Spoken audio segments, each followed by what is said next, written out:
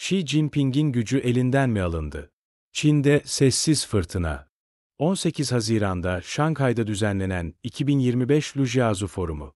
Sıradan bir ekonomi etkinliği gibi görünse de, Çin Komünist Partisi medyasının verdiği mesajlar, sarsıcı bir siyasi depreme işaret ediyor olabilir. Resmi açıklamada Şanghay Parti Sekreteri Chen Jining, İçişleri Bakan Yardımcısı Hu Haifeng ve diğer devlet yetkililerinin forumda hazır bulunduğu açıklandı.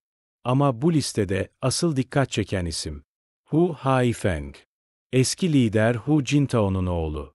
Çinli gazeteci Xing Weiping'e göre bu yalnızca bir forum değil. Aynı zamanda Xi Jinping'in iktidarını yitirdiğine dair açık bir sinyal. Çünkü Çin'de kimin nerede durduğu, kimin adı önce anıldığı, her biri gücün kimin elinde olduğunun göstergesi. Xing, Çin'de 20 yıl resmi medya çalışanı olduğunu söylüyor. Önemsiz birini öne koyarsan başın belaya girer, diyor. Hu Haifeng gibi göreceli düşük seviyede biri.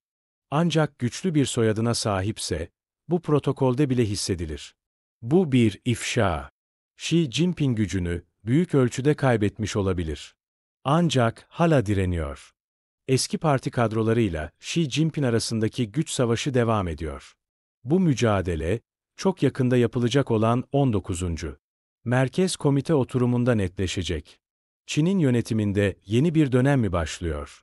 Yoksa bu sadece sessiz bir fırtınanın başlangıcı mı? Bekleyip göreceğiz.